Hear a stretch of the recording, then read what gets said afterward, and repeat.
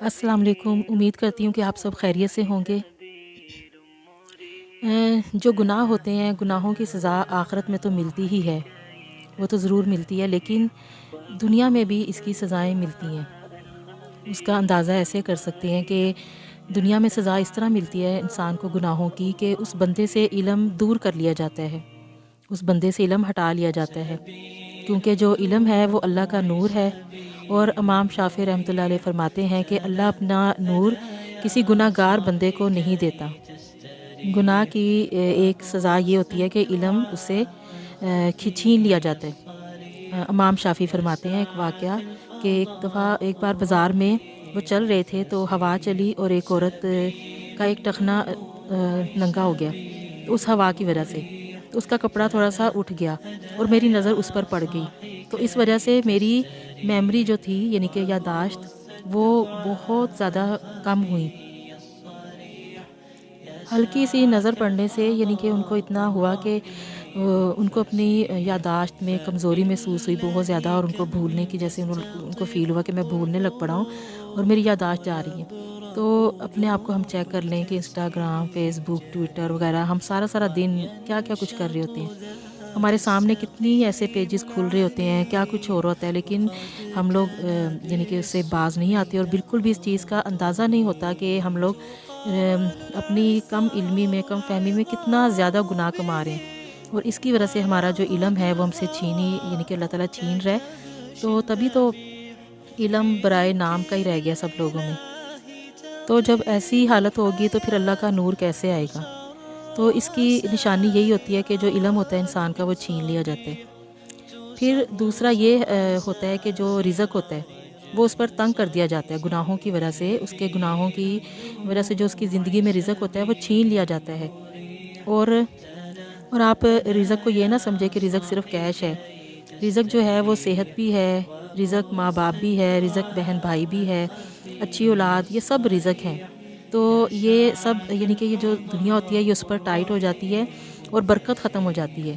तो रिज़्क से जो जो हमारी किस्मत में रिज़्क लिखा है वो तो हमें मिलना ही मिलना है। लेकिन उससे अल्लाह ताला बरकत ख़त्म कर देते हैं। तो यानी कि अल्लाह ताला फ़रमाते हैं कि जो इंसान यानी कि अच्छा अमल करेगा ना, तो उसका जो रिज़्क है वो अल्लाह ताला उसमें उस नेकी की वजह से उसके रिज़्क को बढ़ा देंगे, अपना फ़ज़ल, अपना करम, अपना बरकत उसमें शामिल कर देंगे।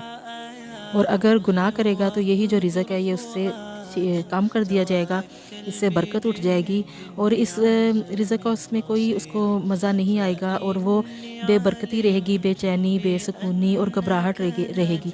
और ये जो रिज़्क है ना, ये बजाय उसको सुकून देने के उसके लिए डिप्रेशन का सबब बन जाएगा। अब अल्लाह ने जो हमारी किस्मत में रिज़्क लिखा है वो तो हमें मिल के ही रहेगा। लेकिन अब ये डिपेंड हमारे ऊपर करता है कि हम उसे हलाल तरीके से कमाते हैं या हराम तरीके से कमाते हैं। तो अल्लाह ताला फिर और इसका गुनाहों की सज़ा ये होती है कि जो सजदे हैं, हमारी इबादत है, तो उसका अल्लाह ताला हमारे सजदों का मज़ा हमसे छीन लेता है। जो हमारी इबादत है वो हमें वो सुकून और वो मज़ा नहीं देगी, क्योंकि इसलिए कि अगर रिज़्क हलाल नहीं होगा, हराम होगा। अब आप यहाँ से अंदाज़ा करें ना कि हम साफ़ पानी पीने को कितनी तरजीह देते हैं। अगर कोई गंदा पानी हो तो हम उसको पीना नहीं मुनासिब समझते। पूछा जाए तो हम कहते हैं कि जी इससे गुर्दे ख़राब होंगे, जिगर ख़राब हो जाएगा। तो हम लोग यानी कि एक रेहड़ी वाला है ना, वो भी अगर कहीं जा रहा हो तो वो भी रास्ते में देखेगा कि मुझे साफ़ पानी कहीं से मिले, फ़िल्टर लगा होगा तो वहाँ से पानी पिएगा। तो इसलिए कि मेरी सेहत ख़राब ना हो। तो वो साफ़ पानी पीने को इतनी तरजीह देते हैं सब, और कोई गंदा पानी पीना पसंद नहीं करता।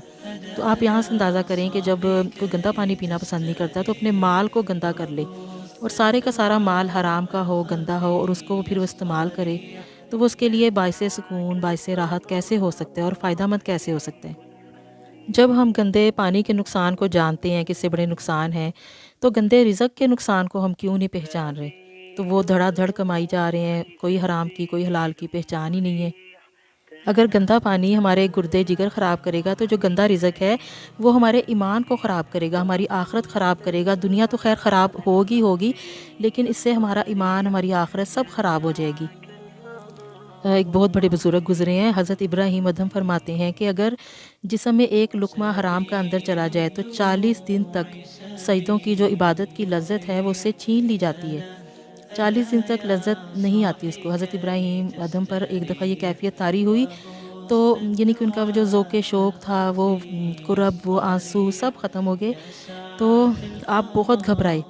तो आप उस वक़्त मस्जिद अक़सा में थे और एक चटाई को अपने ऊपर लपेट कर रो कर अल्लाह से दुआ कर रहे थे, दुआएँ माँग रहे थे कि अल्लाह मैं 40 दिन हो गए, लज़्ज़त नहीं आ रही, आँखों ने बरसना छोड़ दिया है, क्या गलती हो गई है? तो आप बैठे हुए थे, 40 बंदे मस्जिद अक़सा में दाखिल हुए और वो 40 उनमें से जो एक आदमी था वो बीच में बैठा और बाकी सारे उसके सामने बैठ गए। तो उनमें से वो जो बीच में बैठा था वो पूछते हैं कि क्या हम 40 के अलावा भी कोई इस मस्जिद में बंदा है? तो वो उनमें से एक बोला, उसने कहा कि हाँ, एक चटाई में लेटे हुए हज़रत इब्राहीम अदहम रो रहे हैं। तो वो पूछते हैं क्यों रो रहे हैं? तो उन्होंने कहा कि 40 दिन हो गए हैं, उनसे सजदों की लज़्ज़त, ज़िक्र की हलावत छीन ली गई है। तो वो पूछते हैं कि ऐसा क्या हुआ? तो क्यों हुआ ऐसा? तो वो कहने लगे कि ये एक दिन कहीं से खजूरें ख़रीद रहे थे और एक खजूर ज़मीन पर गिर गई, तो ये समझे कि शायद ये जो मैंने खजूरें ख़रीदी हैं उनमें से गिरी है, तो इन्होंने उठा के वो खजूर खा ली। हालाँकि वो जो खजूर थी वो तो रेड़ी से नीचे गिरी थी, वो रेड़ी वाली की थी। तो इनको लगा कि ये मेरी खजूर है, तो उन्होंने उठा के खा ली, हालाँकि वो रेड़ी वाली की थी। तो उसकी वजह से इनसे जो लज़्ज़त थी, जो इबादत की, ज़िक्र की लज़्ज़त थी, वो अल्लाह ताला ने छीन ली है। अब 40 दिन हो गए हैं कि इनको इनके अंदर वो ज़ौक़ शौक़, वो आँखों का बरसना और जो मज़ा था इबादत का, वो नहीं रहा इनके अंदर। तो हम में से कितने ही हैं कि जो रेहड़ियों पे खड़े होते हैं, चनों की या चने की रेहड़ी होती है, या फिर जो दूसरी मूँगफली वगैरह इस तरह खुश्क मेवों की, या कोई भी हो तो हम उठा के खा रहे होते हैं और हम क्या कुछ कर रहे होते हैं। तो हमें इस चीज़ का बिल्कुल ये जाने बगैर कि एक-एक दाना हमारे लिए हमारे गुनाहों का सबब बन रहा है और हमारी इबादत की लज़्ज़त हमसे छीनी जा रही है।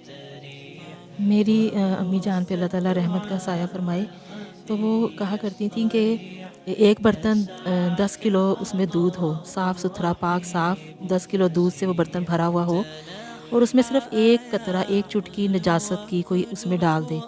कोई 10 किलो दूध में सिर्फ़ एक कतरा गंदा चला जाए नजासत वाला, तो कोई पीना पसंद नहीं करेगा।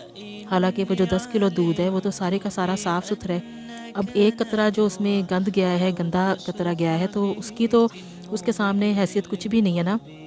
10 किलो तो ज़्यादा बड़ी चीज़ है और एक कतरा कम है। इसके बावजूद हम उसे पीने को क्यों तैयार नहीं हैं? उसने सारे वो जो माल था, पूरे का पूरा वो जो 10 किलो दूध था, उस सारे को एक कतरे ने ख़राब कर दिया। तो इसी तरह हमारा जितना ये जो हराम का माल होता है, चाहे वो थोड़ा-सा ही हो, अगर जो इस तरह का गलत तरीके से कमाया हुआ होता है, तो वो चाहे थोड़ा-सा ही हो, वो बाकी जितना साफ़-सुथरा, पाक-साफ़ माल होता है, उसको भी वो हराम कर देता है। तो उसको भी वो गंदा कर देते हैं। वो कहते हैं ना कि जो हराम का माल होता है वो हलाल के माल को भी साथ लेके बह जाता है। जैसे 10 किलो दूध जो हलाल था उसमें एक कतरा हराम का गया, तो वो 10 किलो दूध भी ख़राब हो गया, वो भी सारा ज़ाया हो गया। तो इसी तरह जो हमारा बाकी माल है, हमारे अमल हैं, सब वो भी ज़ाया हो जाते हैं। तो ये सब ऐसे गुनाह हैं कि जिनकी सज़ा हमें आखिरत में तो चलें मिलेगी, लेकिन दुनिया में भी इसकी सज़ाएँ ये मिलती हैं कि हमें इनसे बचना है। वरना ये होता है कि गुनाहों की सज़ा होती है कि अल्लाह ताला इल्म छीन लेता है, रिज़्क़ तंग कर देता है, इबादत से लज़्ज़त छीन लेता है, दिलों का सुकून छीन लेता है। तो ये सब हमारी जो बेचैनियाँ, बेसुकूनियाँ, डिप्रेशन, ये सब गुनाहों की शामत होती है। तो हमें पता नहीं चल रहा होता है कि हम कहीं न कहीं छोटा-मोटा कोई गुनाह कर रहे होते हैं, जिसे हम गुनाह ही नहीं समझते। जिसे हम समझते हैं कि ये तो वैसे ही हमारी एक नॉर्मल रूटीन की बात है। लेकिन वो नॉर्मल रूटीन में भी कोई ना कोई हम ऐसा कोई छोटा-मोटा गुनाह कर रहे होते हैं, तो जिसकी हमें सज़ा दुनिया में मिल रही होती है और हम उस छोटे गुनाह को भी गुनाह नहीं समझते। तो गुनाह है, चाहे वो छोटा हो, चाहे वो बड़ा हो। तो उसकी सज़ाएँ जो हैं वो भी मिल के ही रहती हैं। तो वो किसी न किसी शक्ल में मिल ही जाती हैं। इल्म नहीं रहता, अमल नहीं रहता, बेसुकूनी रहती है और जिनको इबादत में मज़ा आता है ना, उनसे पूछें कि इबादत का मज़ा कैसा है? इबादत का मज़ा अल्लाह ताला से बातें करना, इबादत का मज़ा लेना, तो ये सब बहुत सारी दुनिया के ख़ज़ाने, सारी दुनिया की लज़्ज़त एक तरफ और जो इबादत की लज़्ज़त है वो सिर्फ़ एक तरफ। ये छोटे से छोटे गुनाहों से बचें ताकि जो है इबादत में भी लज़्ज़त रहे और रिज़्क़ में भी बरकत रहे, अल्लाह का फ़ज़ल शामिल रहे। तो जो नस्लें हैं, आगे हमारी औलादें हैं, ان میں بھی وہ فرما بردار ہوں اور باعمل ہوں، اور ان کا جو فیض ہے وہ نسلوں تک جائے، آگے قیامت تک کی نسلوں تک جائے۔ تو وہ فیض صرف اسی حالت میں ملے گا کہ جب ہم یعنی کہ ان چیزوں کا خاص خیال کریں گے کہ ہم سے کوئی چھوٹی سی چھوٹی غلطی نہ ہو جائے، ہم کسی پکڑ میں نہ آئیں۔ تو یہ سب جب ہوں گے، تو اگر ہمارے ساتھ کچھ ایسے معاملات پیش آ رہے ہیں کہ ہم لوگوں سے اگر علم چھین رہا ہے، یا ہماری عبادت میں لذت نہیں ہے، یا ہم دلوں کا سکون نہیں ہے، یا رزق تنگ پڑ گیا ہے، تو پھر ضرور نظر ڈالنے کی ضرورت ہے کہ کوئی ہم سے کوئی ایسی غلطی تو نہیں ہو رہی، کوئی ہم سے ایسا کام تو نہیں ہو رہا جو اللہ کو ناپسند آ رہا ہو۔ تو اس کے لیے سب سے اچھا حل ہے کہ استغفار کیا جائے، توبہ کی جائے، اللہ کے آگے آنسو بہائے جائیں، اور اللہ سے معافی مانگی جائے، اور اللہ سے دعا کی جائے کہ اللہ میاں ہمیں سیدھے راستے پر چلائے، ہمیں ہدایت دے، اور ہمیں اللہ تعالیٰ اگر اللہ میاں ہمیں نہیں پتہ چل رہا، اگر ہم سے لا علمی میں، اپنی کم فہمی میں ہم سے کوئی ایسا کام ہو رہا ہے جو آپ کو ناپسند آ رہا ہے، تو اللہ میاں آپ ہمیں اس سے بچا لیں، اور شیطان مردود سے اللہ تعالیٰ دور رکھے، اور ہم لوگوں کو ہم چاہے تھوڑا کمائیں، زیادہ کمائیں، جتنا بھی کمائیں، اللہ تعالیٰ حلال کمانے کی توفیق دے، حلال کمائیں، اور اللہ تعالیٰ ہمیں حرام کے ایک قطرے، ایک لقمے سے بھی بچائے، اور اللہ تعالیٰ ہمارا ہر معاملے میں ہمارا اللہ تعالیٰ مددگار ہو۔ تو امید کرتی ہوں کہ آپ کو آج کی اچھی بات پسند آئی ہوگی۔ مزید اچھی باتیں سننے کے لیے لائک، سبسکرائب اور کمنٹس کریں۔ اللہ تعالیٰ آپ کا حامی و ناصر ہو۔ انشاءاللہ آپ سے پھر ملاقات ہوگی۔ اللہ حافظ۔